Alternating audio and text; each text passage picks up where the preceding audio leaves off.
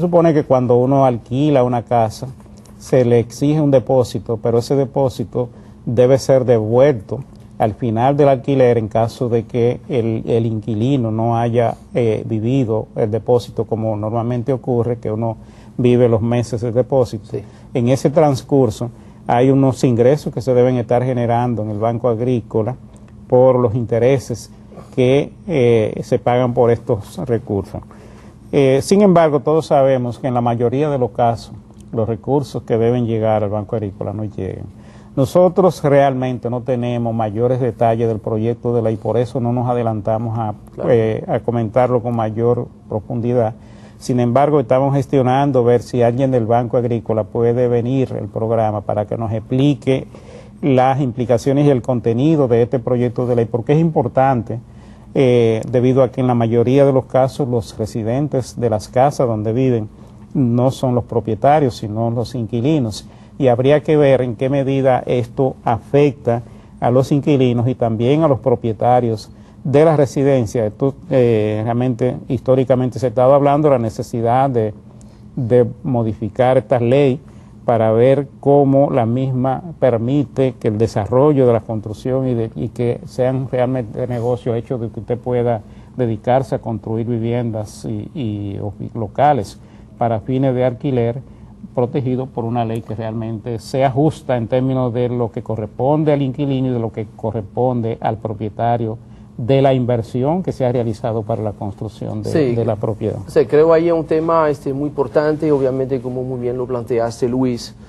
Vamos a leer el proyecto de ley y obviamente vamos a buscar participación del Banco Agrícola para tener entonces una mejor, y poder darle una mejor orientación, que todos ustedes se puedan formar una opinión acabada sobre el tema. Yo quería referirme, antes de terminar el programa de hoy, un análisis que yo creo que es bueno hacerlo mensualmente en esos momentos donde estamos buscando confirmación de que la economía está repuntando.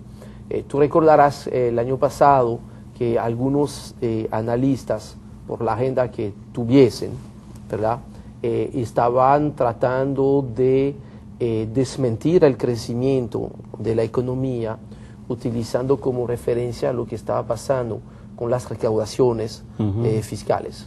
Entonces, yo, aunque no necesariamente uno comparta esta metodología, pues yo quise ver qué pasaba precisamente con las recaudaciones ahorita, porque yo entiendo que pueden dar una idea también de que si están creciendo fuertemente, entonces la economía le está yendo mejor inclusive que el año pasado, cuando las recaudaciones estaban bajando.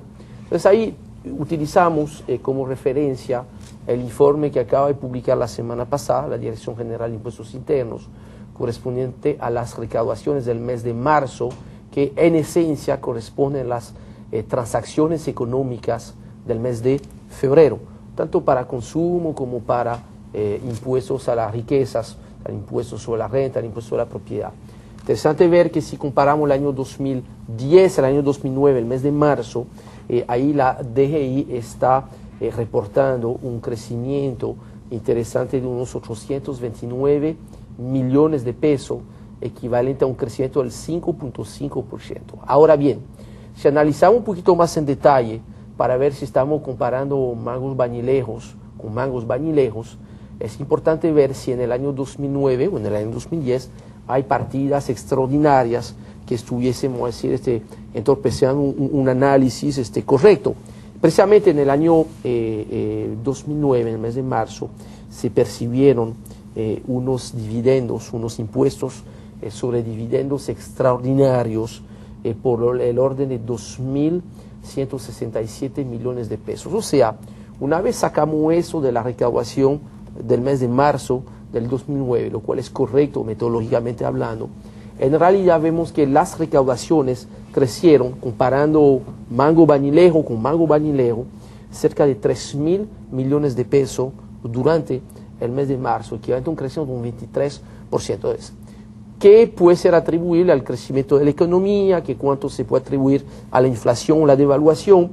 Si sacamos la inflación, que aportó unos 800 millones de pesos adicionales, porque obviamente al crecer el nivel de precio crece el nivel de ITEVIS, crece el nivel de selectivo, entonces no podemos atribuir eso al crecimiento de la economía, que cuánto equivale al crecimiento de los precios del petróleo, que no es un aumento de consumo, sino que esencialmente subieron los precios. Esta partida significa 670 millones de pesos. La devaluación que ha sido mínima durante el periodo explica cerca de 48 millones. Entonces, de los 3.000 millones de pesos, más o menos la mitad, 1.521 millones, es lo que yo estoy llamando crecimiento inorgánico. Ahora, quiere decir que entonces la diferencia, o sea, 1.475 millones de pesos, sí corresponde a un crecimiento real de la economía, eso equivalente al 11.6%.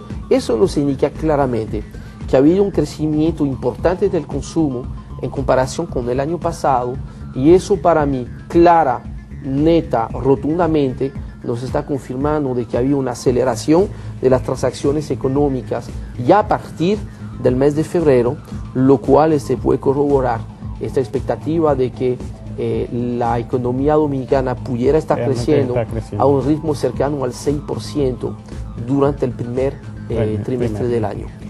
Ya terminamos el programa prácticamente, sin embargo yo quiero en un par de segundos, hacer referencia a unas declaraciones del ministro de Hacienda, Vicente Bengoa, quien afirmó que no va a crear el gobierno, no va a hacer una nueva reforma fiscal en este periodo constitucional que concluye en el 2012. Yo creo que este tema de la reforma fiscal está bien claro, bien planteado en lo que es el acuerdo con el Fondo Monetario Internacional. ¿Cuál va a ser el ejercicio que se va a hacer en términos fiscales? Está bien previsto, bien establecido en este acuerdo.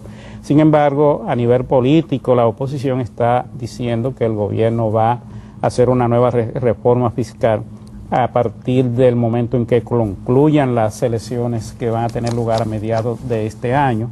Pienso que esto es un asunto que hay que seguirlo manejando en el marco del acuerdo con el Fondo Monetario Internacional y no en términos políticos como lo están haciendo algunos elementos. Tanto en lo que concierne al gobierno como a la oposición debemos estar claros que el documento base para cualquier análisis de la economía en estos momentos es el acuerdo con el Fondo Monetario Internacional, porque ese es un compromiso que las autoridades están obligadas a cumplir, salvo que haya una situación complicada que pudiera tener efectos muy lamentables sobre la economía dominicana. Bien, amigos, muchísimas gracias por habernos acompañado en el día de hoy. Nos vemos, Dios mediante, en el próximo programa. Hasta luego.